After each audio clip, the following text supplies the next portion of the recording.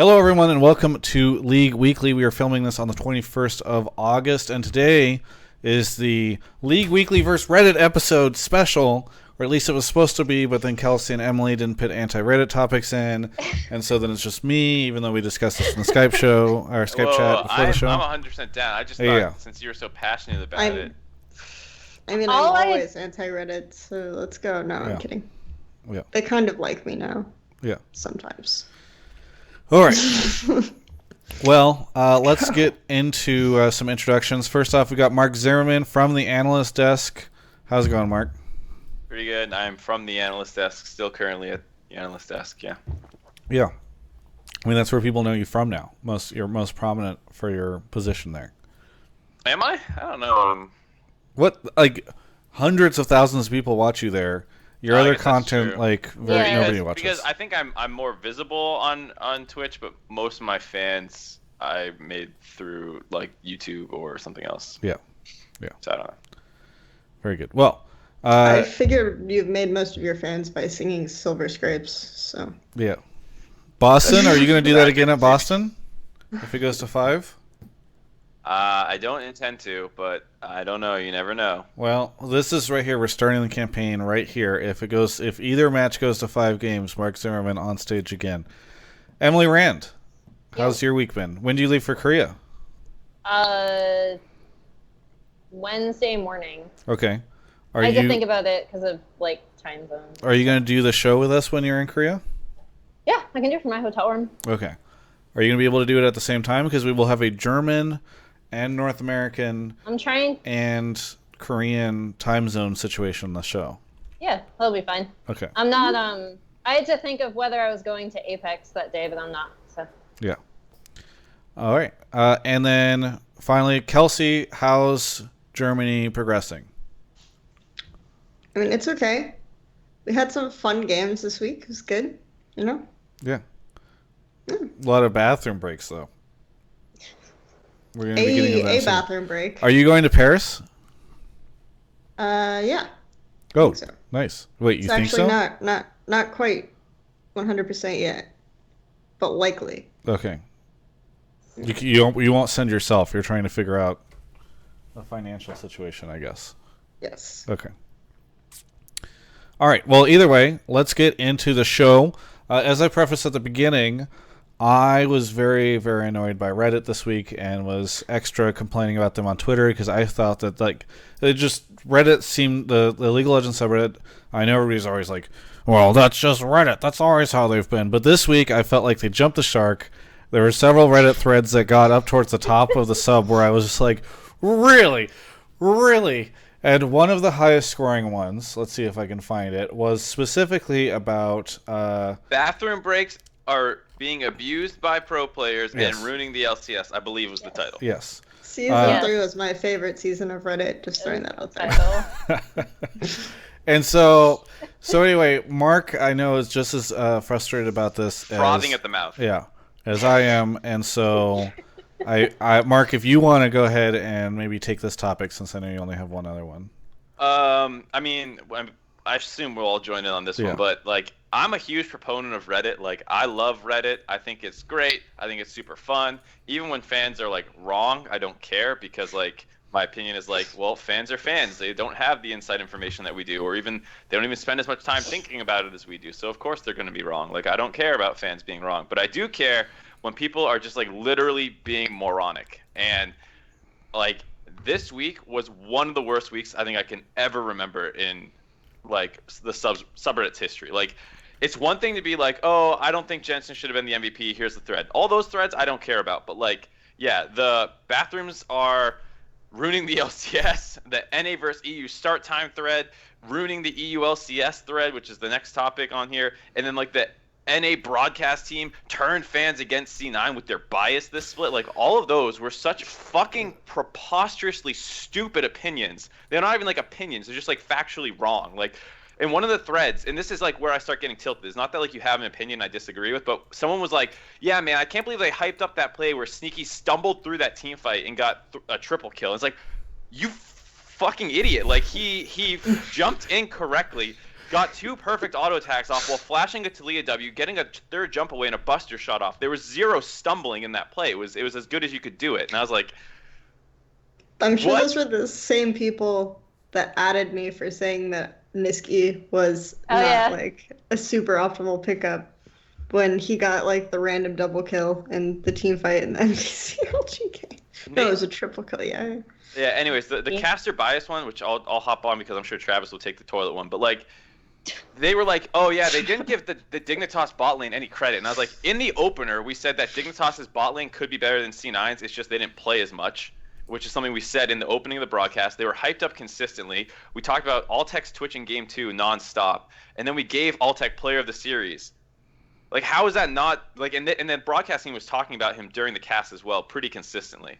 It's just, like, I understand the whole, oh, maybe there was too much hype about the tier list and stuff like that. If you're talking about, like, earlier in the season, fine, that's just people's opinions. And, of course, we talk about C9 a lot because they're one of the most successful organizations in NA LCS history. So, yeah, they were in the finals last split, so we expected a lot out of them. So, of course, naturally we talk about C9 a lot. All right, well, we're not at that topic yet. That's 2 topics away. So, but yes, I think... I don't know. I'm all over the place. I said you could take the toilet one. Okay, overall, the context for this episode Story is... of Travis's career, you know? I Take the toilet. I could take the toilet one, yeah. Yeah. That's basically what happened to me when Verizon showed up. All right, the point is that there was this thread. Bathroom breaks are a major problem in League and are being abused by pro players. First off, part of the reason I was so frustrated with Reddit this week is their thread titles in particular. Bathroom breaks are a major problem in League. So, first off, let's talk about major problems. Major problems. Declining EU LCS viewership. I would consider that a major problem. Major problems. Sketchy organizations that are doing things to pro players, that's mostly been addressed, but still a major problem.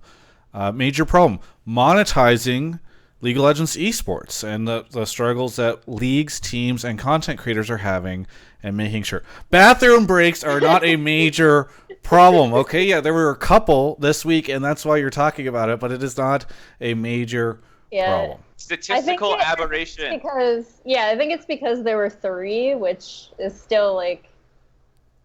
How many series were played? I think Trick did it intentionally because he drinks 2 to 3 bottles of water per game, according to his coach. So I love to tweet afterwards where he's like, "Sorry, I drank 1,000 water bottles, XD or something like that." So there's a couple things here. One is I think that it is a dumb idea to say that all of these instances that you're seeing are the result of bathroom breaks, specifically bathroom breaks. Normally they are cited as like health-related issues. And so... Yeah, the Jensen one wasn't a bathroom break. Yeah, the Jensen one, I'll throw this out there. I heard from someone. Well, so I did an interview with Smoothie that'll go up, and he kind of referenced what was happening with Jensen. He did not use this language, but it sounds very similar to language I heard from somebody else, which said that it was a panic attack. And this is not the first time in which we've heard... the idea of a panic attack occurring. Matt says that he suffered from them. He's not paused in game. A lot of people have had them. But it's like if you saw. So I was watching this stage at the time. I don't know if you also were, Travis, but like he ran off stage. Like it was like foop. Like I didn't even actually, because the stage itself is ahead of the broadcast. There's like a slight delay. So I saw them sprinting off stage, and I was like, what's going on? And then the pause showed up on stream. So, but yeah. And then I think one of the weird, like, misconceptions is because what happens in a situation like that is, since there is a pause, they will usher players to the bathroom, like, as we're pausing anyway. Does anyone else have to go? And, like, you're accompanied by a referee. Yeah, I think there's a rule that when one player leaves the stage... other players can leave the stage as well, so that's why you see more people go. They basically used it as like if you have to go now, because there just happens to be this break. So I think like that was another thing that happened in the G2 pause, where like the top comment in that Reddit thread is actually one of the referees explaining. And it's more upvoted than the thread itself. Yeah, basically like the whole reason, like, you see people complaining about, like, they all went to the bathroom and blah, blah, blah. They were just taking a break as like a strategic reset or whatever. But he said that they actually called for it a couple times, and it wasn't until it was going to be like basically a medical emergency that they paused the game. And then the reason why so many people left is because they were just like, okay, who has to go to the bathroom, because we have pause anyway. According to Young Buck, the referees didn't even agree to the pause. It was Mithy who paused the game. So you can argue that there's a contention there that it was. They explained, like when I did the interview after with Young Buck, he explained that Trick died because he literally couldn't focus, and then Mithy chose to pause the game because the referees were still denying the pause, and then Mithy died while he was trying to pause. So that was it actually cost them more to take the pause than it did to, like, as a strategic, like, because I think what people are worrying about isn't even that they can talk in between the game, but it's like that you could pause the game at like a crucial moment. It was kind of a weird moment for it. I think the counter argument is that generally if you have like a sports game, you don't really get bathroom breaks. Like people have even been some cases of players like sports, peeing on the court. Yeah. So. In traditional sports, there's a whole bunch of other ridiculous things. Like, you know, there's all these ridiculous TV timeouts that happen, so players can go to the bathroom nonstop. There's more often breaks. Like the frequency with which a player is on the court for 50 minutes, zero times the player on the court for 50 minutes. In basketball and in football, like audiences accept that strategic timeouts are a huge thing, especially like as you get to the last 2 minutes or so of the game. So, and then here's my big problem with it too: is like, one, the rule was implemented perfectly for the most part. I think the ref could have like just said okay to the pause, because they have like the God rule built into most rules in the rule book, which basically means like if the ref deems it correct, he can override the rule. And the rule is there's no bathroom breaks. But like you said, like Trick tried to pause in the lobby and said he had to go to the bathroom before the game even started, and like multiple times in game before Mithy finally like killed himself to be like, listen, my teammate's about to piss himself,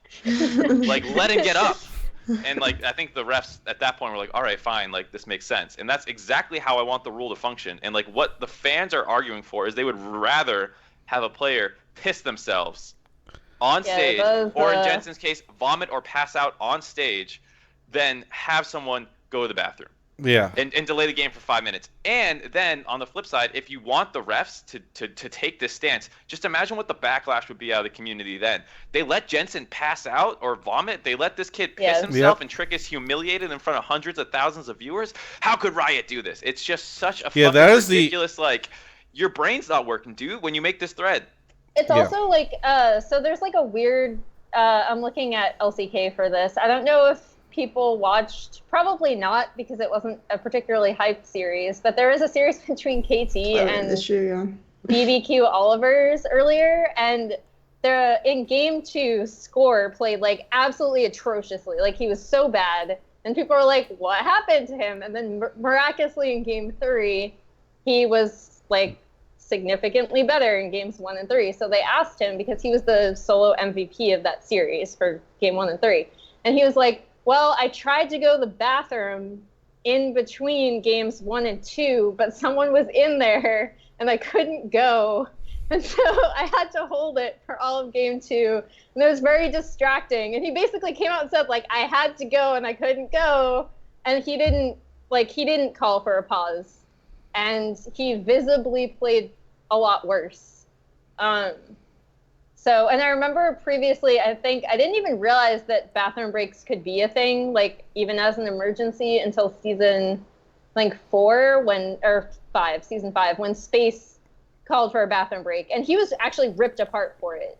And they even issued him, because they let him go to the bathroom, but basically what the referees did is they issued like a warning, because there's like a series of cautions in LCK that you can be issued that sometimes add up to like subtracting or points if you like show up to the stage late or something like that. So I think they received a caution for it.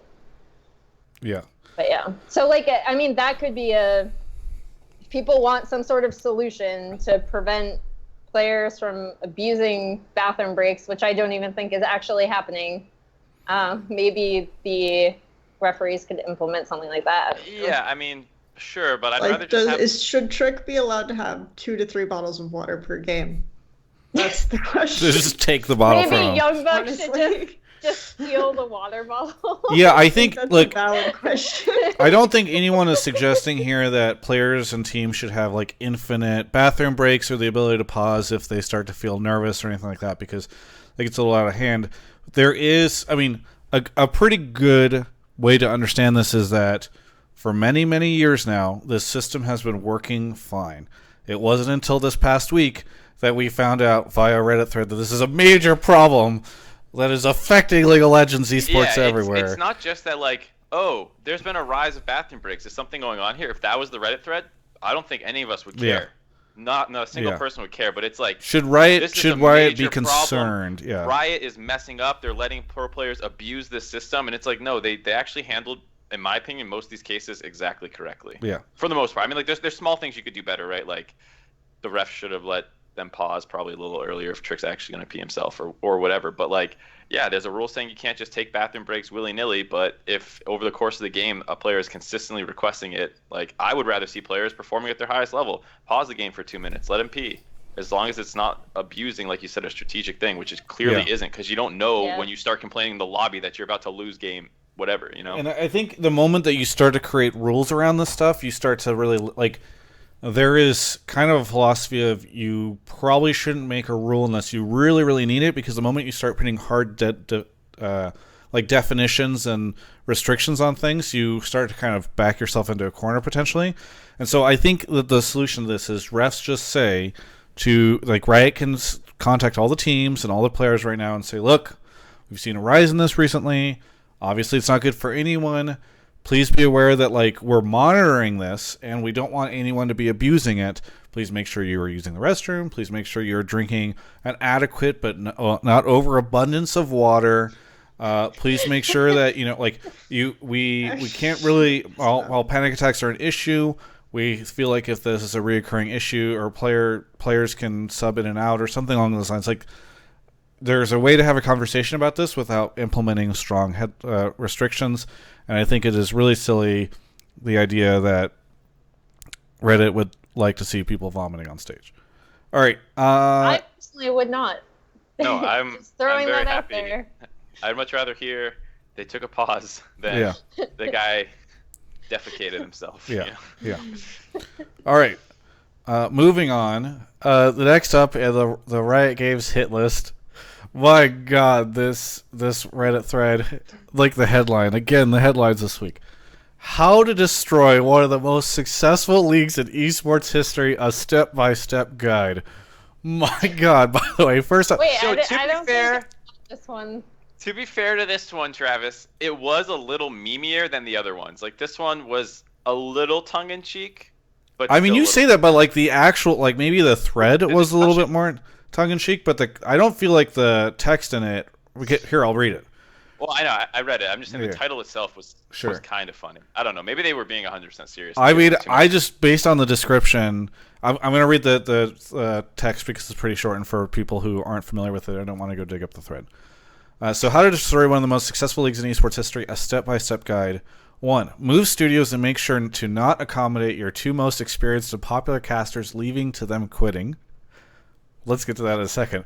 2. Change your schedule so that games take place during weekdays instead of weekends. 3. Listen to your vocal minority and change the format schedule and introduce split streams, alienating most of your current viewer base. 4. Change the format and schedule again. 5. Do nothing and watch your league slowly decline to irrelevancy. So obviously this is about EU LCS and people obviously reasonably sad that it feels as though viewership is declining, or I would say that it probably feels as though viewership is declining across the board, across League of Legends. At least in North America, we're feeling it. Somebody makes this thread. It's really over the top, and people are idiots. So I don't know, Mark. Do you want to start off the rant, or does anybody else want to start off the rant, or I can just dive in? I mean, you can dive in. All I'll say is just that I think it's one thing to like have an opinion that is like you don't understand something and like someone's going to explain it properly, but it's another thing where like you don't even take a moment to consider like the actual other side. Like if you make these kind of threads without thinking for a second, like the bathroom break one, like what's the alternative that you're suggesting versus just like here's some crazy extremist rhetoric I'm about to throw out because it'll get upvoted. Like, come on. And that's kind of what this one, same thing. I don't even think, I mean, all this stuff about like how EU LCS is declining, I don't even think it's this stuff. People who are actually on teams don't even think it's this stuff. So I don't know. It's just like really the constant, like, this is why no one watches EU Reddit threads that get spammed over and over again, I think are just like generally wrong. And this has been my soapbox for a really long time anyway. And I think it's just making people feel more invested with the players is a failing that content creators and the broadcast team and the teams themselves have generally had.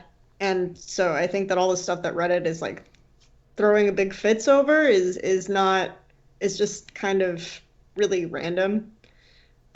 Because I think you could have the shittiest format in the world, and if your characters are entertaining, people will still feel somewhat connected to the games. So yeah. Not so coincidentally, you did a video about this. We'll see.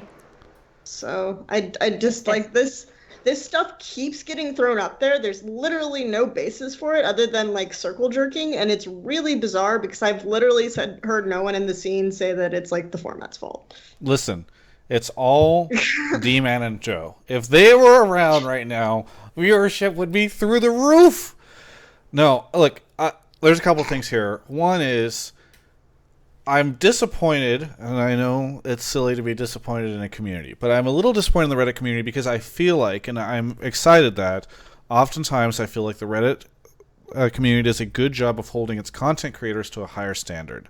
Not always, but often. You know, like, I have given some interviews, what I feel like are reasonably good headlines, and people will say, oh, they're clickbait headlines or something. And they're not. They're literally direct quotes. That's not what a clickbait is. But people are so willing to, like, have, like, a pretty decent standard for what they expect from a content creator. I wish that people applied that same standard to threads like this because it is just silly and I don't think deserves as much attention as it's getting. And now we're giving it more attention on the show. So I guess I'm just being hypocritical. But, so yes, first off, anyone who actually thinks that it was silly of them to move studios and not accommodate their two most experienced and popular casters is crazy.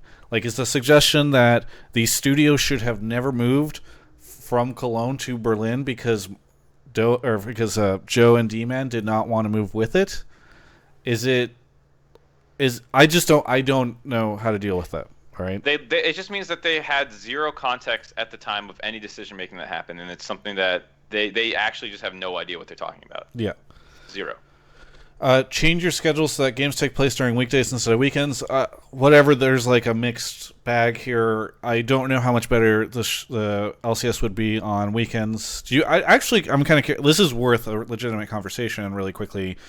Kelsey... It is something I've kind of brought up in the past, but I do think that the Thursday-Friday thing has some impact, especially if we're talking just North American viewership of the English broadcast, because, like it or not, the majority of English speakers, or native, or I guess like first language English speakers, are not going to be from Europe. So, yeah, that's kind of part of the issue. But I don't, like, it has expanded more. Obviously, playoffs are still on weekends. Now we have Saturday games and Sunday games, and it's not like we're seeing this kind of breathe dramatic life into Saturday broadcasts or anything like that. So, yeah, and I think at the time, someone posted this. At the time, the viewership actually increased when they changed it to make it less of a collision between NA and EU. That's what someone said in the thread. I don't remember specifically, but I mean, I think they said some stats or something. I don't know. I think it probably now has only declined again because, so many games, and now you actually do have to legitimately choose. But before, it was a good thing because you could watch both. So, I mean, I think one of the things that people have discounted a lot in terms of EU going down is literally so much of this fandom was in Fnatic and Origin. In Fnatic, I don't like Fnatic is not the same Fnatic that they used to be, and they don't have the same record they used to have. And Origin busted out in one of the most embarrassing ways possible. And I don't know, like, TSM fans are pretty passionate. It was really when I went to Europe for Worlds in 2015 that I realized just how crazy because I feel like North American fans are always passionate, but with this like kind of bitter, sarcastic tone to their passion, almost like an ironic thing. EU fans are like crazy, or we're crazy. It depends on what region you cover primarily. Yeah, but really EU fans are crazy for Fnatic and Origin, and I feel like they're not the type of fans that would like. Let's put it this way. I think if TSM started flopping or like their brand degraded or whatever, I think those fans would go to other places. I know that this isn't really based off of any research or anything like that, but my gut tells me. You want to make a Reddit thread about this? What's that? So you can make a Reddit thread about this. Maybe. How to destroy whatever. So I do feel like with Fnatic and Origin, stars are way younger. All the stars are way younger. They don't have a fan base. Like you're kind of making the same point, but I think you're like missing the target just slightly. It's just that a lot of the stars in EU LCS right now are way younger, and they aren't as established, and there haven't been like really good stories written or told about them yet. And a lot of them need a little coaxing to come out of their shell because they're not going to immediately, like, it took, I don't know, 2 years to talk about Proto Omna, to talk about how much he legitimately, like, hated Cabochard, you know? So, it's a little bit harder. It's been, and there's, like, a really big fear, I guess, among pro players for a while of backlash. And I think a lot of this was perpetuated by what happened when Sven and Mithy chose to leave Origin, right? When Sven and Mithy chose to leave Origin and go to G2, the comments were actually really, really aggressive. Like, if you looked at their mentions for a really long time, like, I can't believe these guys ever checked Twitter. Like, they were traitors, they hated Europe, they hated XPK, I hope you die, like, I hope you, like, how could you do this sort of thing? And I don't know. So I think because of that kind of reaction to this perfectly reasonable roster change, regardless of like the situation in which it was made, and a lot of the Origin people have said that if we had known, the team would have just collapsed then, it's whatever. But the fact is that I think that had a lot of impact on how the pro players wanted to talk or be in front of the camera or do like banters. So they're a little bit behind and setting up some of these rivalries for some of these newer players and some of these established players. And I think that this is a really big problem right now that people are trying to work on in the industry. Yeah. I mean, I think it's kind of this merger of both, right? For me, I look at it as Origin and Fnatic. Origin left, Fnatic fell apart from what they used to be. And you're kind of saying that there's this lack of replacement. So, it's interesting to imagine what EU LCS would look like if those Fnatic and Origin storylines had continued after 2015. That and international results were kind of awkward. Yeah. During the G2 dominance. Like the better, sorry Mark, really quickly, the better way to do this is how to destroy one of the most successful leagues in esports history, a step-by-step guide. Have one of your team have the greatest Worlds in 2015 that you possibly could have. Well, for a Western team to that point. Then have one of your teams go out in embarrassment and get relegated, have another team lose relevancy, and then have your new team that's doing really well have a bunch of personalities people don't like, and bust her out terribly at the mid-2016 event because they went on vacation, and there's this whole backlash. There's a list here that is very different than this list that is probably much more honest, and I don't think that I blame Riot too much for it. 3/5 of that Fnatic team went to NA. So it wasn't even like they lost terrible relevance. It was just that a lot of the personalities that 2015 spent the year building up were gone. I mean, and Rainover, Yellow that Star. will continue to be a problem. Yeah. Mark, sorry. So the final thing I was going to say was just, I think it'd be interesting if someone, even chat can do it, counted how many players in NA LCS not only played in season 3, but were like good then and are still good now, versus in Europe. And then do it again for season 4 probably. Well, yeah, if you want to include season 4, because then you start getting people like Bjergsen in there. But even just like season 3, I think would be interesting, because I don't follow the EU scene super closely, and I would just, based off names I recognize from NA versus names I recognize from old times in EU, I would say is significantly lower. We're running. And you still have like SOAS and Reckless on Fnatic right now, so they're doing really well. You still have Mithy. Nuke Duck. Nuke Duck is not doing well though, but he's playing well. But his team is doing terrible. Well, like a lot of the EU guys, just because how their Challenger series work too, they faded in and out between like Mithy like dropped out for a little while in terms of like. Part of it was he was banned for toxicity. Yeah. Yeah, well, and then the Origin time. NIP thing. They worked their way back in. Also. We're running low on time, so let's move on. But I think the final thing that I will say to all the European fans who hate me, and will hate all of us for being North American people making statements about their region, but the final thing I would say is that there were a lot of reasons why StarCraft 2 died as an esport. I think for me, one of the biggest reasons I stopped caring about it was because that subreddit turned into this like really depressed, toxic, bitter place where they just talked about how terrible Blizzard was and how terrible their scene was and all the issues there. And I get that I understand why it happened, right? There were a lot of issues and then it got compounded into this, but I will say that like it stopped being a positive, cool community to go visit and just became this like whiny little shithole. So if you would like your European region to continue to fall apart, just complain more, be negative, talk about how Riot's killing it, make up excuse after excuse after excuse, and then other people will buy into that as well, and your whole region will die. So just feel free to do that if you'd really like to. How to destroy one of the most successful leagues in esports history, a step-by-step guide. 1, just be negative, bitter people. Scare people away. Nothing makes me want to tune in more than hearing about how much you hate it. Yeah. He was awesome. There you go. Moving on. Hi. To the terrible transgressions being made against the League of Legends community this week from Reddit. 1,192 upvotes. The NA LCS Riot team really turned people against C9 with their abnormal C9 bias this split.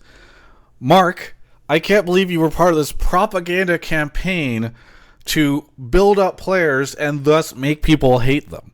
Why did you decide to do this, man? Yeah, this is a big conscious effort by Riot. You know, we decided what we want to do this split to really spice things up. We're like, let's just like randomly overhype a team that's always been good, and then you know when they lose in quarterfinals because the script says that's going to happen, people will hate them. You know? That was a genius plan, really well thought out, executed. And I mean, I kind of talked about this one a little bit already. I think. Well, one, like you could say maybe in the earlier in the season, like there's all the tier lists put C9 high up, and that made people really mad or whatever. But like Jensen legitimately had one of the best splits a mid laners ever had in NA. I'd say like spring 2014 Bjergsen when he like just murdered everybody was probably better, and like a couple other. But otherwise, it was one of the best splits. Bjergsen also had a great split, and like here's something for you guys. If you have 2 great players, arguably the 2 best players in your league, on rival orgs who always combat against each other, and they also play the same position, you're probably going to hype those 2 guys up a lot. So, you know, it's like the Magic versus Bird, the Brady versus Manning, like, of the NALCS. Of course, we're going to talk about these 2 guys a ton, especially one of them's actually having a phenomenal split. Or both of them are having phenomenal splits, I should say. Yeah. And you kind of need like a star player on each team, I think, to really. And they're European. When you're talking about like the storylines for a lot of these teams, especially the bigger ones, you tend to kind of coalesce around one player in particular, right? They kind of become like the avatar of this team. And I think it's pretty reasonable, from my perspective, for you guys to pick Jensen from C9 as opposed to some of the other players on that team. And to be fair, it's not like we, as I just said here, like why Bjergsen versus Jensen is such a great thing. I mean, there's so much that goes into this that makes it great. Like Bjergsen, the golden child from EU, like as young as possible, starts playing, gets a pentakill in like one of his first games or whatever it was, like comes to the biggest org in NA and like, you know, brings them into a new era, like all that stuff. Jensen banned for a while, toxicity, works his way in, struggles at first, not the golden child who like just instantly did well. Like C9 did not perform with Jensen that well when they started playing, and like fighting his way in. Also, both them, you know, European imports. Like, there's so much here that makes it a good storyline. And it's not like we're consciously like we must push Jensen as the, like you said, avatar of C9. It's just that he's their best player, and he has a crazy story and all this stuff. So it's like, yeah, that's why we talk about him a lot. C9 also, I think, would, as most people would argue, is the second best org in NA LCS history. They were second place last split. They came in with no roster changes. They were expected to be good. So, like, of course, all split long, we're going to be talking about C9. And then when they start struggling, you're going to keep talking about C9. What's wrong with them? And then, like, when they figure things out and they go on, like, 7-match win streak at the end of the regular season, end up tying for third, but having worse head-to-head versus CLG or whatever it was, and that's why they're fourth. Like, yeah, you talk about all those things, as well as everything else going on in the league. Yeah. Like, think about the Mike Young storyline. Like, how much did we hype up Mike Young? How much did everyone hype up Mike Young? I don't know. I'm surprised that people think that, like, people on the Riot broadcast team overdid it with C9. You're heavy bias towards C9 and Jensen.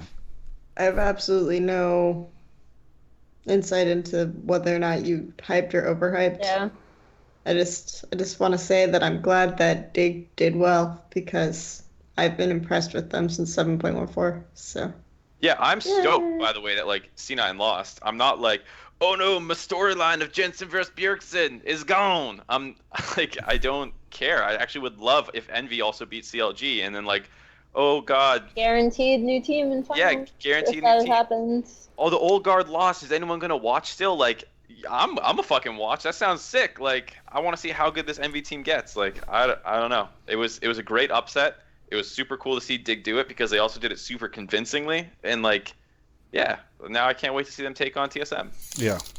Why do you think? Because this was one question. I do think that there is a weird kind of like anti-Jensen, anti-Cloud9 movement that we've seen recently, and there are a lot of people that are being super negative about it. You know, I guess it would be easy to just sort of disregard it as these are TSM fans who don't like it whenever Bjergsen is being supposedly challenged or put on the same level as somebody else. Thanks everyone for the subscriptions. But I don't. Is it just that, or do you guys think that there's something else that's kind of causing this weird anti-C9, anti-Jensen backlash? I'll let the other people say if they have a different opinion. Sounds like we just think it's TSM. Yeah, I mean, I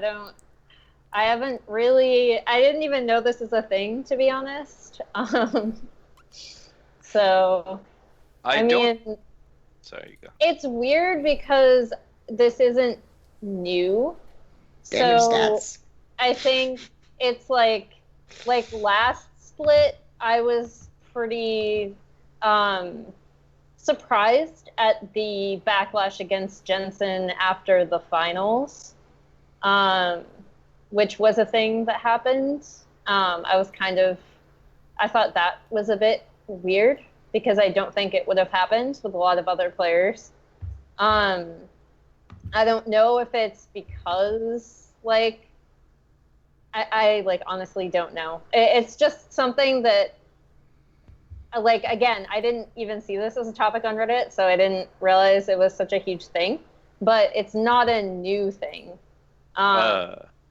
So, or them calling out the broadcast team for doing it is a new thing. But like, backlash against Jensen specifically is not a new thing at all from the community. Yeah, I think a big part of it is just that TSM fans, you know, quote unquote, hate Jensen because he's the guy challenging the throne that Bjergsen built. And C9 fans actually probably, like, a little bit, maybe not hate Jensen, but are very frustrated that he always comes up short, you know? And I think it's probably a little bit of both, where, like, there's people who dislike Bjergsen or dislike Jensen because, you know, Bjergsen's clearly the better one. And I like, everyone for the most part agrees with that.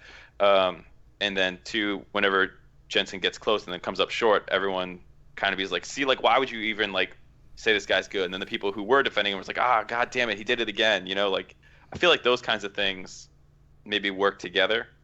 I'm not sure. Yeah. It's like the same thing as the G2 narrative, except G2 internationally instead.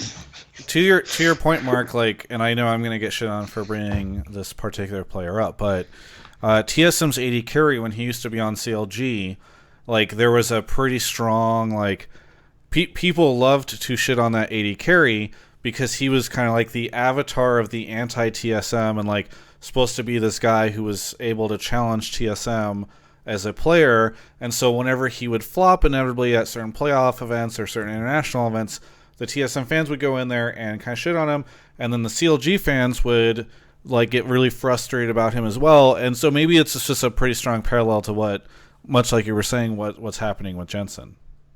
Yeah, and I think especially this season, it's really culminated because, like a lot of people said, the last two finals, he's had like pretty critical moments, even though he's played for the most part well in those series, pretty critical moments where he's come up short. And then this season, once again, I'd say he put out his best season ever. And, it still obviously wasn't good enough. They finished 4th. Now they're out in the quarters. So it's just even more ammo to be like, look, this guy's not that good. He's completely overhyped. And a lot of people, didn't want to buy into the hype. And now they have justification to say that it was unwarranted. Yeah. I don't know. I think that C9 have been the same team for too long. So, and by that I don't mean roster. I just mean they do exactly the same shit. So, I don't know. That's a little frustrating. All right, we have 40 More minutes. than Jensen. So we have 40 minutes to get through the rest of this. So this week, the most exciting thing that happened is TSM qualified for Worlds, and I understand that there were some other teams that did as well. But TSM is now going to World Championships. Everything is right in the world. North America will once again prove to the rest of everyone that we are the best region by sending our best team. And then I guess, I don't know, Kelsey and Emily, if you guys want to fill me in on what happened, were there other teams that qualified? HQ, I don't know if you're familiar with them. HQ and Flash. You should be. I mean, those guys are at Worlds like all the time as well. Yeah, Flash Wolves had already qualified, but HQ qualified.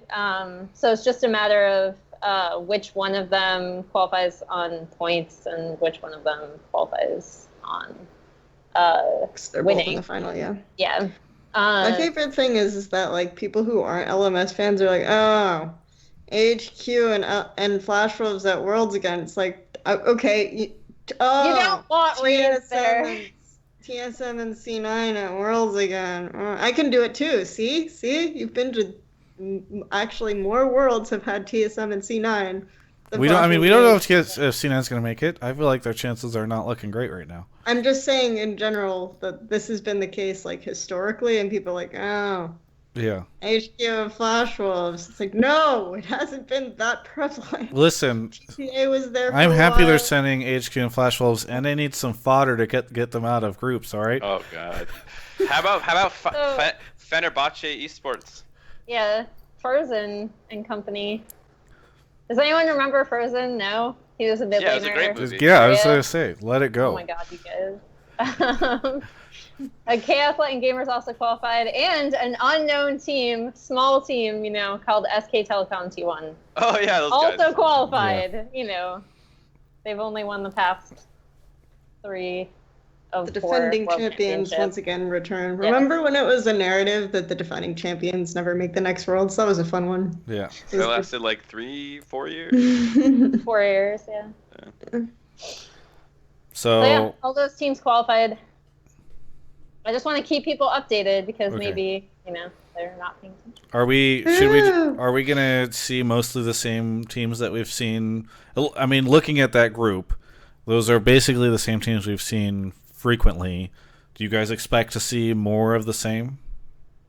I expect to see Marines out of Southeast Asia as one of their teams because they get 2. Has G2 not qualified based on points yet? No. Okay. No one in EU has qualified yet. It's because, the top teams are still, the top 4 teams are basically the same. Okay. It's Fnatic, G2, Misfits, and I mean, I guess it's not unicorns anymore. Wow, why am I spacing this? Splice? Splice. No, Splice are out. Oh yeah. They're not in the gauntlet? Well, they're in the gauntlet. I'm saying the top yeah. four teams in the semifinals. So even Kelsey Fnatic, doesn't know what's happening in Europe anymore. G2. It's all falling apart. Who are these orcs? H2K. Yeah. I just discount H2K because I know they're gonna lose. Because you already anyway, know they're gonna lose in semifinals. So. Yeah, I think you'll see a lot of the same teams. Yeah. INTZ will not be going for Brazil, so it's going to either be Pain Gaming or a team that I feel like no one knows about unless you follow Brazil, which is Team 1. I actually still think H2K won't make Worlds because they can't qualify. This is the first year where it's not possible for them to qualify on points really if they lose the semifinals. So. But I have to interview Prolly. Maybe he'll go. This is thing called the internet. LPL on Skype as well. LPL playoffs scheduling. Yeah, it's actually really terrible. This is actually the worst year of LPL playoff scheduling ever, and I'm going to explain why. It's because we no longer have the promotion tournament. So in the past splits, we've had 2 BO5s playoffs, a day off, 2 BO5s promotions, a day off, 2 BO5s playoffs. Now we just have 2 BO5s playoffs, next day 2 BO5s playoffs, next day 2 BO5s playoffs. Why is this necessary? You have and it starts like a day after the regular season ends. 2 weeks to space out your tournament like a normal. So wait, sorry, it's all happening over the course of like 4 days? It starts tomorrow. It's happening with the first round being like the pre-quarterfinals round, and then there's quarterfinals, and then semifinals. All right after each other? No, it's quarterfinals, and then there's the LSPL final. So there is at least like some promotion aspect yet left. And after that, it's going to be semifinals and the third place match. And then there's an entire week randomly, just an entire week off before the final. And then the regional will probably happen right after that, like 3 days in a row, like it did before when Snake had to play 10 games in one day. So is this at all in response because the LPL playoffs always end late and everyone's like, this is ridiculous. China's finishing 2 weeks later. They're going to be late to Worlds, all this stuff. I mean, always been cramped like this. The scheduling has always been cramped like this as well. So it's always been cramped like this, but was like the fact that they completely front-loaded the playoffs at all in response to that, or is it just last year they didn't really end late for Worlds. They could have spaced it out a little bit. Obviously, everyone says, didn't they take like 3 weeks off? They took 2 weeks off in spring. Okay, it's valid. It's very valid. So they crunched it up then. But this time they could legitimately span it out. Like, we still have a couple weeks left of... You're just 1 week behind at this point, the rest of the world. So they just want to give teams more time to prep for Worlds?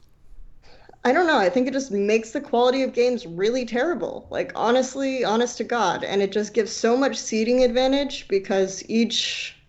rung on placing in groups guarantees you a higher seed, basically, even down to the point where the pre-quarterfinals match, you get a free game. Yeah, you get a game. You get a game advantage for placing third in group as opposed to fourth. Wow. Damn. So yeah, Newbie is starting with a point over Snake, and IG is starting with a point over Suning. This split, it kind of makes sense because the top 3 teams in each groups are pretty much significantly better than the bottom 3 teams. So yeah, it's kind of nice that they get a seed and make some sense, but it's still really obnoxious and unnecessary that it's all happening like this. It also means that my week is going to suck because I'm just going to have games constantly that I'm watching. Yeah. I mean, yay, I love League of Legends. Woohoo! How to kill one of the most successful playoffs in the world, a step-by-step guide by Kelsey Moser. Haven't they been killing it forever, according to Kelsey? Yeah, they have. That is true. I remember when I asked coaches and players, like, a little bit the first time I was there, like, what do you think about this playoffs? They were like, it's obviously not ideal. Yeah. That's all they say about it. No one has changed Was anything. someone holding a gun behind their back? Like, obviously not ideal, so... But yeah. All right. Defining a playoff upset. Very quickly, this is Kelsey or Emily's topic. This Kelsey. is mine. Kelsey, you had 5 topics. Jesus. Yeah, that's because you didn't want skipped to over my topic. She's the only one who wants to be here. Yeah. I just wanted to acknowledge the G2 Splice series because it was really good. There were a lot of really cool drafts. Like Splice had some cool comps with like the Morgana Camille combined with the Jarvan Galio, which I think all of that together, because the Jarvan Galio, which was kind of underrated, makes it really hard for Cassiopeia, who's the only one who can kill the Black Shield, to save Tristana. So I think that this comp in general was really interesting. And then of course it had Sivir. So obviously. But so there were a lot of cool games from Splice. They also had a really nice Jarvan Sejuani pick comp with Jhin. I don't know. It was weird. That comp shouldn't have won, I don't think, because G2 had a much better comp, but it was still interesting. But the question is, like, what is an upset win, honestly, or an upset series? Because a lot of people kind of expected this to be an easy 3-0 for G2. Splice had lost recently to H2K and UOL really convincingly in regular season. They lost really convincingly the one time they played G2. G2, as a team, kept, like, hyping them up like crazy on the desk. And the only people who were saying that the series was going to be close was Fnatic, who I presume was scrimming them or some Splice or something. But this is so this is kind of an interesting question for me, is like, even though Splice didn't win, would that be defined as an upset? Yeah, I mean, it also depends on, like, so would you define so similarly, the series that followed that was Envy CLG, and I think talking to the players themselves, like I have an interview with Niski coming out, and he was like, we prepared really well, but we also thought we were going to get stomped 3-0. Like, I'm totally not mad for people assuming that was going to happen. So I think they kind of considered it themselves as almost like an upset, even though obviously they would have vastly preferred to win.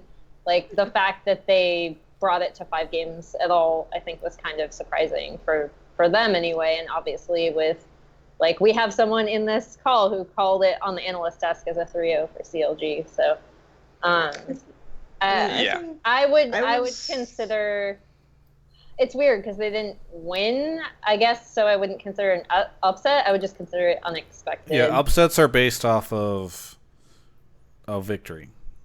I think, yeah, that's how I feel too. Just the traditional sports background in me, it's like, wow, they're lucky to get out of this one, but it's not quite.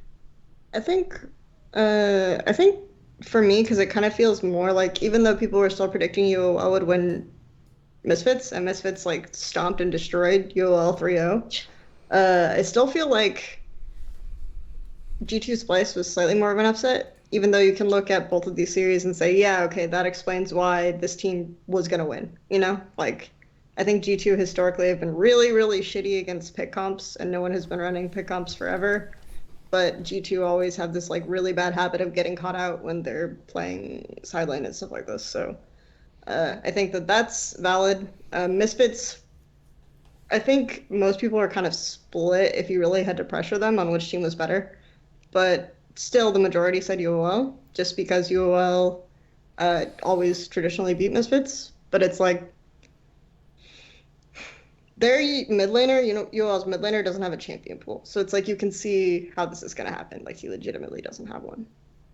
But it's just, so I think it's just interesting to look at this, because I think more people are shocked by how good Splice were than they were by Misfits destroying and throttling Exile, trying to play Talon, Vlad, Kassadin. So...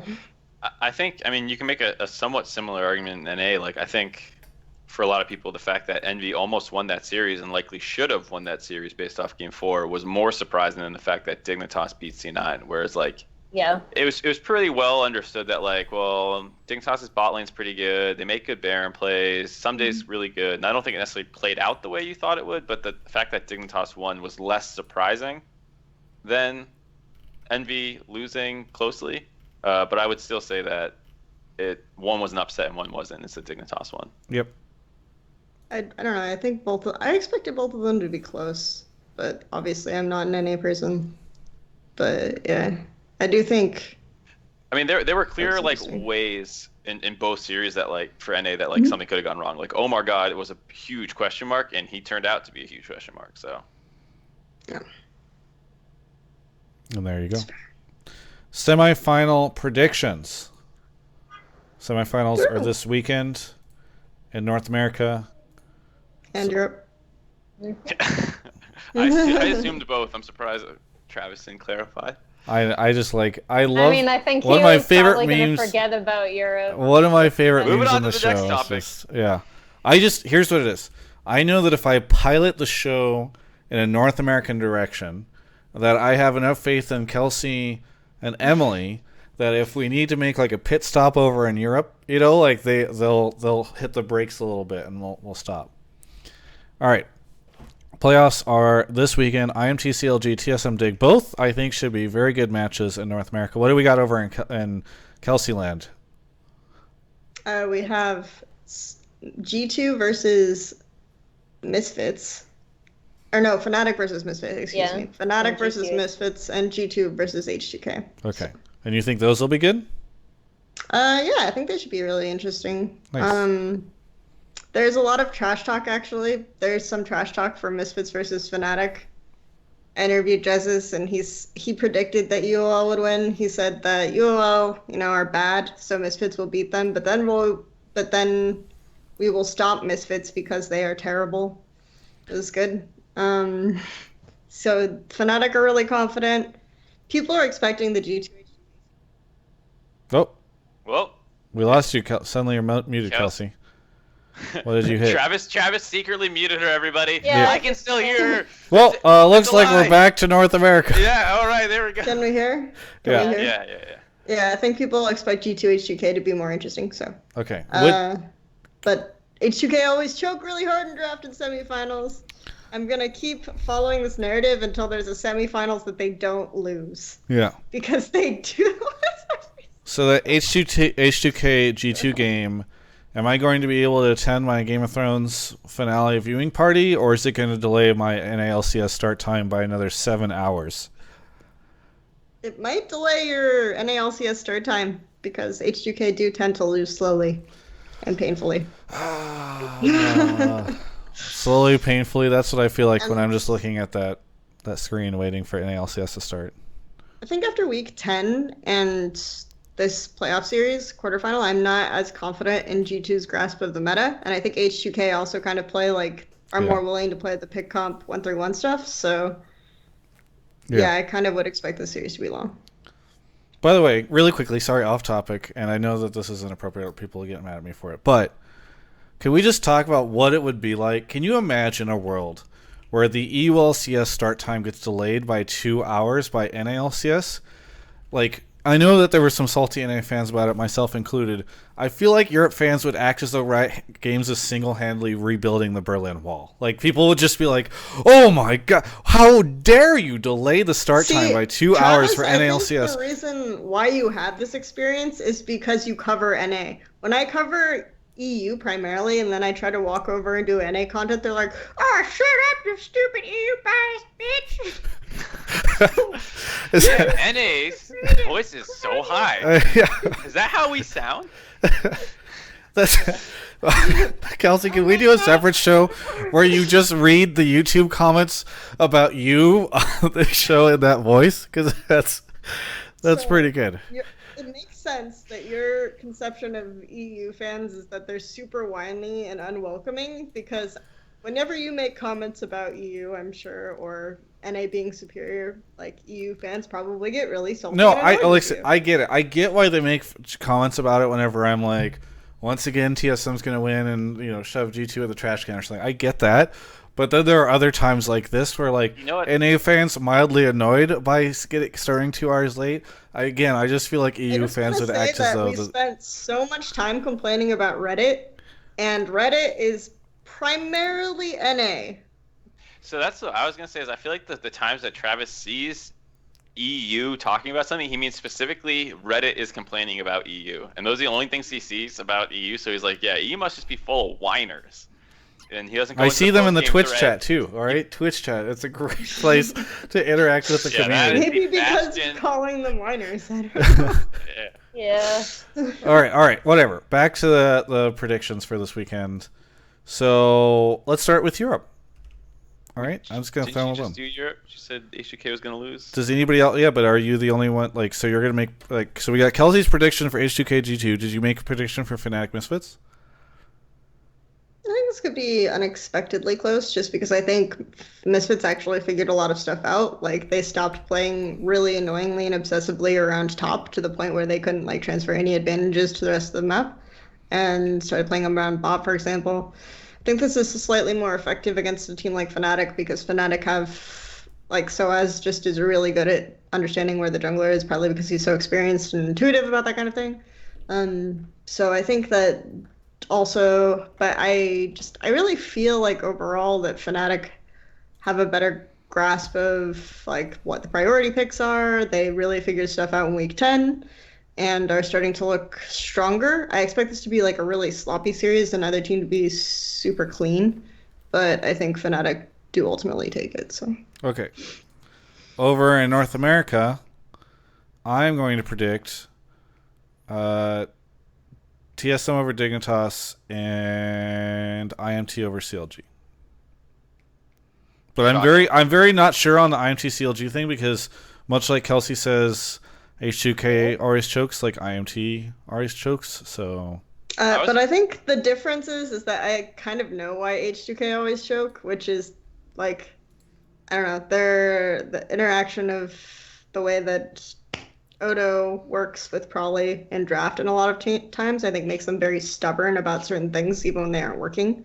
And this is like kind of what I've gleaned from doing interviews with them and talking to them and things like this. So I think it's a little bit different from Immortals, but I don't need facts. Completely different rosters. All right. Yeah, I just have my gut. I'm 100% with you. I actually think TSM and Dignitas is going to be closer than IMT CLG. Yeah. Like CLG did not look as strong as I thought they would after the break, and I think Immortals are better than maybe people give them credit for, even though sometimes they look pretty shaky in wins. So do CLG, and I think IMT are the better team at this point in time.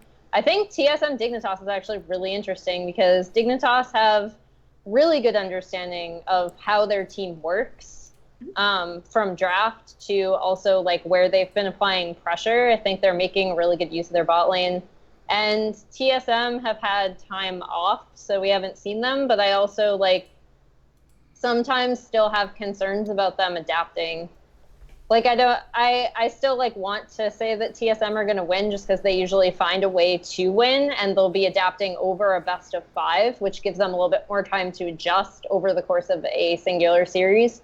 But I think you could see Dignitas come out really strong in games 1 and 2, especially. I think much the way like the whole H2K always finds a way to lose in semis, TSM always finds a way to make finals. So I have a really hard time going against them when it is so Mark, much can you of the get same back team. in the window panel, by the way? Yeah, I'll just. So I think disembodied voice. Yeah, TSM. Even though I think it is on paper a closer matchup between Dig and TSM, I'm still more confident in TSM winning. Whereas on the flip side, Immortals CLG looks like a more lopsided matchup for Immortals. I don't think that the whole Immortals always chokes thing is really relevant at all. It's like a single player, and that's the only similarity. And Pobelter has won in an ALCS split before, playing fine. So I really have no problem. I mean, they have with similar Pobelter. coaching staff. They have Robert or whatever, and that's it. Yeah. That's it. Maybe he's the thing that always brings them down. You mean the guy playoffs. who's not the in-game decision maker? The guy who's there solely for like making sure their environment is good, and they've always had great environments? I don't know why he would. I'm sure he was the one who taught them to tunnel vision on things like Lucy and Top and Riven. You know, I'm sure it was Robert. That was the sports psychologist's fault right there. So yeah, I don't think any of the people who remain are at all question marks for me in terms of if they will perform. That's not to say I think they'll win, because I think CLG played kind of extra bad this weekend. I think Omar will still be a problem, but I have a hard time believing Afro plays that terrible again. That was probably one of the worst performances I can remember out of Afro in a postseason. Yeah. So, I think they'll bounce back. I did the thing where I felt like Dig would win rationally based on how they were playing, but then I was like, I cannot predict against C9. I did that last time, so I'm just gonna do it. I'm just gonna int, and I'm gonna predict Dig win. Let's go. Jeez. Oh boy. A lot of people actually had that feeling. A lot of people were like, yeah. Dig, I don't know. I feel like they're going to do well. Like, Zyrene was like that, but he still said C9 because he was like, when you just look at the information, it should be C9. I mean, I feel like they adapt super well to the patch change, so maybe, like, now that it's been another week, it's kind of stupid. Mark, come back. It's so hard for me to... They adapt super well to patch change. They have pretty good balance on the map. Some of their jungle stuff, I still am not like really high on Shrimp, but I'm not super high on Svenskeren either, so it's whatever. That's why I liked Emily's point about Dig seem to know their identity pretty well, where it's like, yeah, Shrimp's a little crazy, so he's playing Nunu. And it's like, how crazy can you get on Nunu? I don't know. It's like, how crazy can a retirement home get? No, they're going to get tired. Pretty crazy. The last showings we STDs saw are a huge problem at retirement homes. Yeah, it's that weird exactly because make I me think feel like they're super strong and super clean, so I don't know. I just kind of feel sort of high on Dig, so I'll just write it, and if I'm wrong, it's whatever. All right.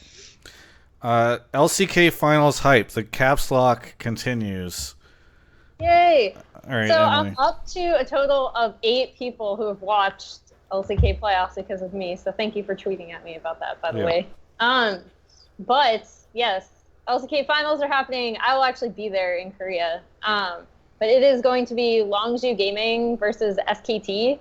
And since I know that everyone and their mother is going to tunnel on the BDD Faker thing, just because every mid laner who comes in as like a rookie, like kind of hyped mid, is going to get compared to Faker just because of the circumstances of his debut, the like progression of his career. Yeah, I mean, I think that sounds like LCK's team is really doing a disservice by abnormally hyping up. I'm just kidding. No, well, Let's like just be on fire. Faker. Yeah. But no, it's abnormally hyping up Longzhu. I do think the BDD Faker matchup is interesting, but I think there are other cool things you can look at from Longzhu, especially since like this is historically an organization. When Longzhu kind of took over, they still failed miserably to do anything in Korea. And this past split, they had basically Kesba took over the team because of payment issues and organizational issues. And they've still had a really good split. That being said, I'm going to call it for SKT because I think Longzhu still have a lot of pretty serious weaknesses, and I even wrote about it in an article. And I think SKT, even though they are far from a flawless team, and yes, I know that's like a huge thing to say because people get really mad when you say that SKT aren't perfect. I think there are things that you can target on their team, but I also think that Longzhu isn't going to be able to do that. Wow. Especially in a best of 5. So bold predictions from Emily Rand right now. I think it's going to be an interesting matchup. And I always want to see Prey and Gorilla do well. So hopefully they can give SKT a run for their money. Nice. I hope it goes to 5 games, even though I think it's going to be like a 3-1 for SKT. Blue side, red side. Mark? I did not. That was Kelsey there. Yeah. Kelsey, oh my. Remember, every topic is another Kelsey Kelsey's topic. Topics. Yeah, you know. I just wanted to throw out there that there are some teams that are favoring red side. I'm choosing red side. Isn't it the majority even? Because NA was 3 out of 4 teams. In Europe, it was more split. So, but more promotion teams were choosing red side, so I guess you can bounce. But both G2 and Splice liked blue side, which is weird because Splice have traditionally been a red side team, even when it's not super popular. And both Misfits and UOL went red side. So. Yeah, I mean, CLG, even the one team that didn't head into the weekend preferring red side, by game 5 was like, please give us red side, Jesus. Yeah, I think it's really interesting because if you don't have champions on red side that you have to super hard ban, you have a really nice mechanic where you can pick something third, ban, pick something fourth on red side. There's still a map advantage from picking blue side in a lot of different ways, but I think that right now with certain top lane picks and jungle picks and support picks, it's really useful to have that. Yeah, I think it's super good right now just because, like you said, that one strategy about the double ban combined with the fact that jungle and top share a pretty large pool right now. So like if you take a flex pick early on, it gives you on red side you get so much flexibility heading into the second phase, and then once again the counter pick advantage just generally that red side has is super strong. And there's nothing right now that feels like, oh my god, you left that up first pick, you're fucked, dude. Like that just doesn't exist right now. I always thought red side on 10 ban system was going to be better. It just took forever for the meta to not have some bullshit in it. Yeah, like not have 3 automatic first. Yeah. Zach, Rengar. I thought it was good that red side was better on paper because of blue side's inherent advantages. So I think it's like nice to have this balance, but hopefully it actually feels balanced at some point instead of one or the other being super strong. So I kind of like that there was like more almost of a mix. never been the case, right? I think it's I mean there's almost never a time where there's always going to be a meta where like one is preferred. So like in LCK playoffs not too long ago, I think it was like last year at some point, there was a thing where everyone was still taking red side even before 10 bans came around. Yeah. All right, moving on to the last topic, player improvement versus criticism. This is a Mark Z topic. I did put this in. So this is just a weird one because it's pretty small. There are a lot of people who were obviously bashing Omar God for playing a pretty bad series. And then there are a lot of people who were defending him, and they were basically like, look, he's a rookie. You know, he'll improve. Just give him time or whatever. And I felt like this was a weird thing for me just because I feel like you should criticize a player when they suck and praise them when they do well. And you can, of course, take factors into account. Like, yes, he is a rookie. It's understandable that he's doing well, but it doesn't change the fact that he's body slamming into a wall level 3, doing nothing with it, and then just leaving bot lane. And it looks horrendous. And then people are always like, well, what about he improved? And it's like, well, for a while, he was bad, and then he was fine, but people couldn't change their perception and thought he was really bad. And now that he's like basically top 3 in NA, finally people have shifted their perception that he's good. I think it's just something the community is really bad at is like accepting when a player has improved actually versus like a good performance versus like when he's young. Mm-hmm. Yeah, I mean, it's hard because it's sort of like, all right, yeah, leave Omar alone. He's a rookie. Of course he's going to be struggling. It's kind of like, yeah, but that doesn't change the fact that they're in playoffs right now. He needs to not be struggling. You can't expect me to just act as like, I mean, but he's a new guy. I mean, I'm sure that when they face off against Immortals will take that into account, right? Like, all right, Omar, like he's kind of new, so maybe we won't counter jungle as much. Let him figure out his pathing. I think, can you just not make first bloods to give him a chance, Like, he's gonna be like Bengi. He's just gonna follow him around and like wait in bushes. Yeah. To be fair, Omar played a ton of Gragas, and I just watched this G2 versus Splice game 5, and I was like, Trick, is that you? So Trick also had a really terrible series. Yeah. One of his best because champions. He had to pee, Kelsey. He had to pee. That was one game, just okay? like score. Like, he played a lot of Zac, and like, that wasn't really the problem. It was like the strategy combined with like always having losing lanes, and then once he finally got in like decent positions with his team where like the Gragas pick with better matchups, he still was like not playing super well. So I don't know. I'm just saying like what Travis is saying. Like, yes, I understand he's a rookie, and if come Gauntlet he makes some good plays, great. If maybe it's next split that he steps up, great. Right now in playoffs, CLG need him to not be this bad. It's also like Envy had a rookie. Just throwing that out there. And how'd he do, huh? I mean, I think there was like a more extreme overreaction either way for these. It's like, I feel like with rookies, you're either one or the other, right? You're, oh my god, you're a god. This guy's going to be the best player ever. Or this guy is shit. Yeah. Well, and it's because you don't have, a lot of people don't have anything to draw from. But don't make fun of him, But don't make fun of him. He's shit. The only thing I want to say is like, I feel like in general, there should be a separation. Like, people should be able to tell when criticism is warranted, and then when it's actually like weird personal attacks, like, like criticizing, for example, oh my god, for like that Gragas play that Mark mentioned. That's like legitimate criticism.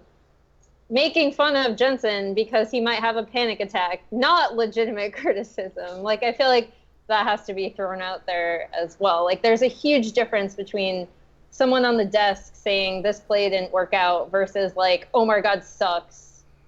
I don't know. That's just my opinion. Like, I feel like in general that's something that, just because like a lot of the places where you can comment on these things, like Reddit, Twitter, it's like the land of hot takes, like the land of you're trying to get upvotes or get an instant reaction or something like that. I think they tend to be like very, very black and white. And I don't know, people should hopefully can separate like legitimate criticism from someone on an analyst desk, for example, rather than like personal attacks. I still even think like the idea of saying someone sucked is fine, as long as you're not like, once again, making personal attacks. Like I said, like Afro played like shit this series, right? And then like if you want to get into it, it's like, well, he flashed forward with his bard and like didn't reposition his mouse and just shot a Q nowhere near the AD carry in a situation where that play was going to kill him no matter what. Then he missed another Q, and it wasn't until like 40 minutes his ult finally hit someone at the right time. Like, I still think even if someone's doing like a more hot take like situation on it, like I still am fine with that, as long as people understand that like this is not me saying Afro is shit for eternity, or that he was bad all split, or that he will continue to be bad in Immortals. Just this series out of him was shit. That's it. There you go. So we are now at the best part of the show, the highlight of every week. By the way, I think we haven't enough time to answer maybe 2 questions, so if Twitch chat wants to get those going, while we move into Emily Rand's anime pick of the week. I don't think I've recommended this. Hopefully I haven't. I didn't actually go back and check, but we all pay attention to what you say, so we'll call you. Okay, good. Have, obviously. Oh, I thought you said you didn't pay attention. I was kind of hoping that was the sarcasm. Yeah. Go ahead. Boku no Hero again. Yeah, I haven't heard of that one. I'm actually gonna recommend. It was something that took a while to come out in the U.S., but it's now available to watch in its entirety and has been for a little bit. And it's the new Lupin the Third series, what people are calling Blue Jacket Lupin, because Lupin's kind of like, if you compare like how people talk about James Bond, where they talk about like the actor that plays James Bond, right, in terms of talking about eras, for Lupin it's pretty much the same setup, where he's like a phantom thief and he has a group of people and they're all kind of at each other's throats, or they're trying to work together in weird alliances to steal things. And this most recent season, since he's usually identified by his jacket, it's Blue Jacket Lupin, or like Lupin the Italian season, because it was actually, I believe the production committee was sponsored more by an Italian animation studio or an animation production company. So it actually came out in Italy first. But yeah, it's available to watch. It is fun. It has some cool moments of animation. It's like Phantom Thief fun things. I don't know. I enjoyed watching it, so I recommend it. Is it like an action or a comedy or what? It is action and comedy. Okay. That's great, like, Emily, but a few moments of seriousness, I guess. But you messed up. There was one correct answer this week, and it was the Death Note Netflix movie that's coming out August 25th. Isn't that live action? What's that? Isn't that a live action? Yep, but it's still anime, all right? So that was what you should have suggested for everyone to watch. Oh, I probably won't watch it. But it's like the Emoji Movie for me, where like it's gonna suck and I don't want to watch it, but part of me wants to see like. But you feel compelled to see how much it sucks. Yeah. By the way, Atomic Blonde was really good. For people who haven't seen it, I would highly recommend it. So about that. Bears Drink Decaf asks if EDG doesn't perform well. Favorite. Will Aaron come back? And by the way, he added me on Facebook this week. I'm a big fan of Bears Drink Decaf. Anyway. Aaron? Aaron did, yes. Aaron added you on Facebook. It's true. I'm not kidding. I was like, who is this? He wants to talk to you about any secrets. The text underneath it says, I'm Aaron. Anyway, because it obviously his name isn't written in Romanized, whatever. Answer the question, Kelsey. I've got 4 minutes. I don't think so. I mean, he's still part of the org. He's working on the talent development section, so I think that's kind of what he's doing. All right.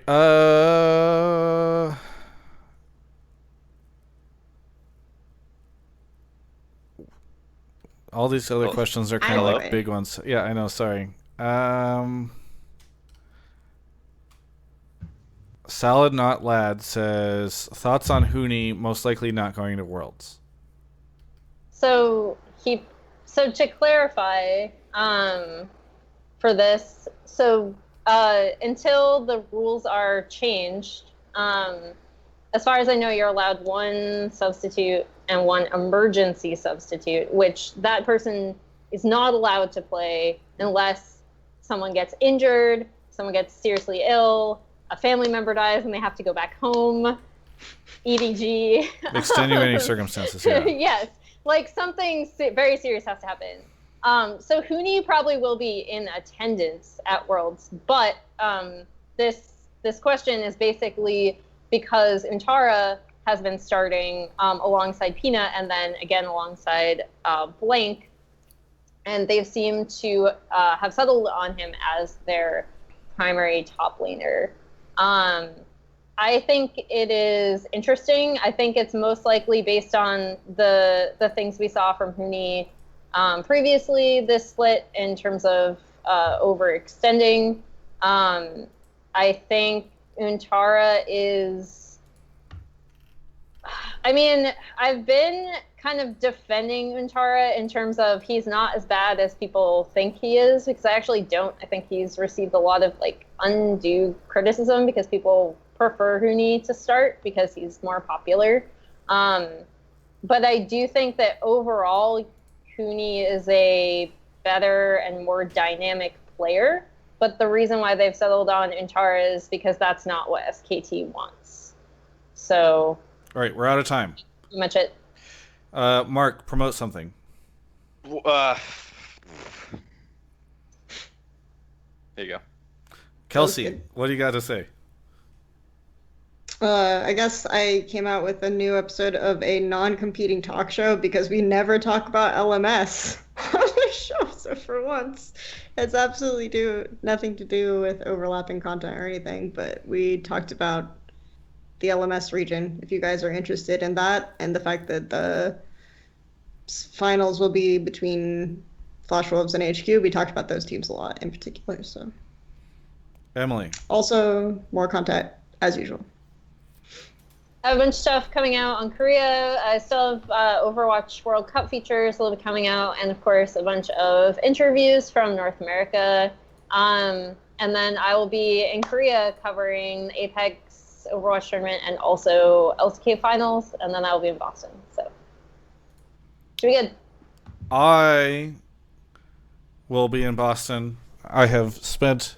Oh, you actually are? Well, I bought me and Broden tickets to go out there, and they were expensive, and also the hotels will be expensive, but I'm doing it anyway, because it just feels like it would be shitty to be not covering it. I've just covered I can't back out. You're just hoping to get someone that you can fill out that little expense report for. Yes. It would be... I'm hopeful that sometime in the next week somebody will decide to help cover the cost of it.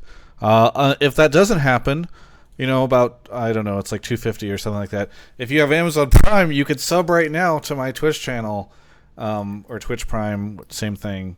And that'll be just a little tiny less that I have. You can please sub to my YouTube channel, which is now Travis Gafford, not Stay League. And the Twitch channel is also where we broadcast this basically every Monday at 2. We've been better about it lately. So every Monday at 2. Now that, of course, I've said that, I'm sure that we won't be able to do it next week. But either way, that is the show. Thank you for watching. Stick around if you want to do that. Why did I wave? Hey, Travis.